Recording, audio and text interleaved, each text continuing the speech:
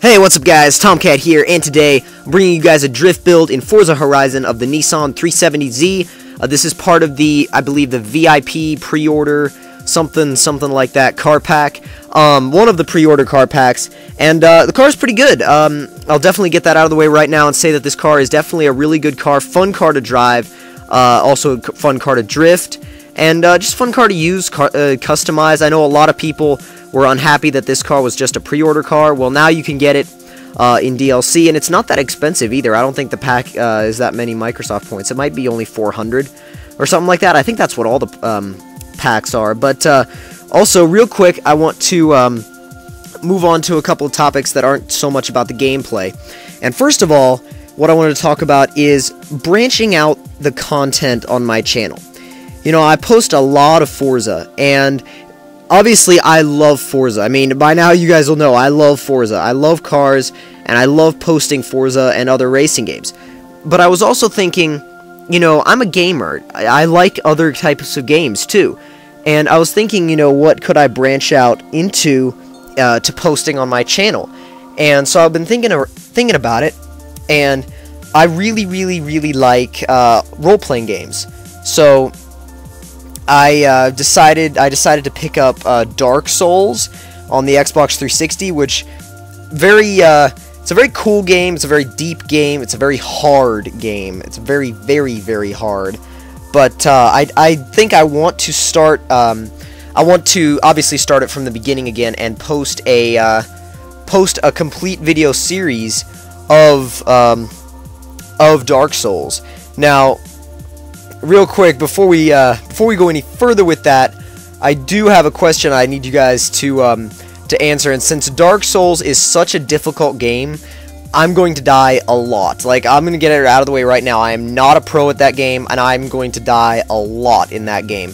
So what I want to know from you guys is, if I do start uploading those, would you guys like me to either edit out all of the deaths and just keep kind of the action sequences in the videos, or leave all of the deaths in and keep my reactions and all that sort of stuff, and really give you guys, like, everything, every bit of what it's like to play through that game. And, you know, each option has both its good and bad points, so, I mean, it's up to you guys. So just let me know in the comments below whether you'd like to see it with the deaths edited out or not. Now, another thing I wanted to talk about is my real-life car. Now, coming up soon, within the next few months, I'm going to be getting a car, and I have two that I'm highly considering right now, either a Nissan 240SX S13 or a Mazda MX-5 Miata Gen 1. Now, both of these cars have huge histories. Both of these cars are they have an extremely huge following, and both, I've heard, are extremely fun to drive as well. Now obviously, there are a bunch of different points that, you know, when you think about one car, you're like, oh, I want to have this one for this reason, but then you think about the other one, oh, I want to have this one for this reason. You know, obviously with the Miata, you get that super light, almost go-kart feeling with the open top, and, you know, that's just that sort of really lightweight feel. And then with the S13, obviously, you've got your drift car, pretty much. You've got a drift car with a huge following, and a car that's definitely going to be around with enthusiasts for a long time. And that's not saying that the Miata won't be around with enthusiasts for a long time either, because I guarantee you it will.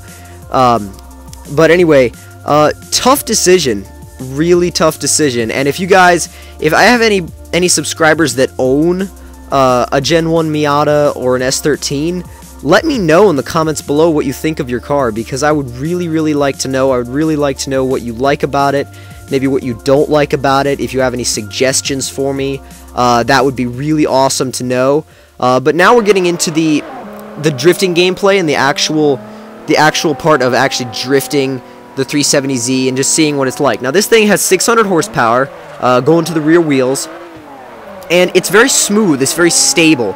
It reminds me a lot of my ISF, but it's also very different in a way. The ISF was a little bit twitchy, whereas this Z is just so smooth, it's almost unbelievable. The way it drives and the way it feels and the way it drifts is wonderful. It's just it's one of those cars that you feel like it was made for it. You feel like it was made to drift. You feel like it has that sense of being built as a drift car from the start, because it feels like that. And I know I'm drifting on the grass, whatever, but forget about it. But I mean, first run in this car. But anyway, fun car, stable car.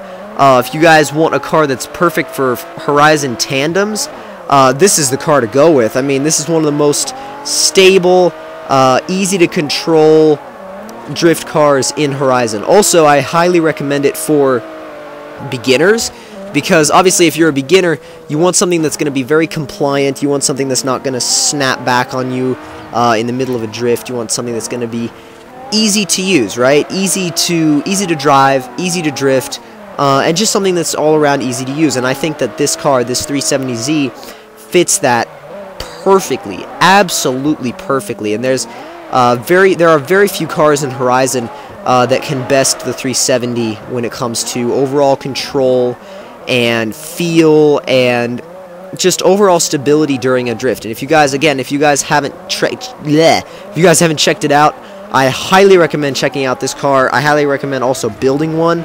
It is totally worth it. You guys will definitely get a lot of enjoyment out of this car. It's a great car. It's fun. It's controllable, easy to drive, and I really think it's worth buying the DLC. Now, quickly back to Dark Souls. Also, I was thinking about two different ways of doing it. I could do it with fully live commentary, like a Let's Play, or well, that is a Let's Play, not like a Let's Play, that is a Let's Play. Or I could play through it and then afterwards post-record some commentary just in certain spots of where I think sort of needs it, or sort of needs either some explaining or kind of talk about what I'm doing. So I could either do that, or I could do just straight out live commentary throughout the whole thing. So if you guys have suggestions, don't forget to leave them in the comments below if you enjoyed it. And if you're new to my channel, don't forget to subscribe for more Forza Horizon, Forza 4, Dark Souls, and whatever else I post. See you guys later.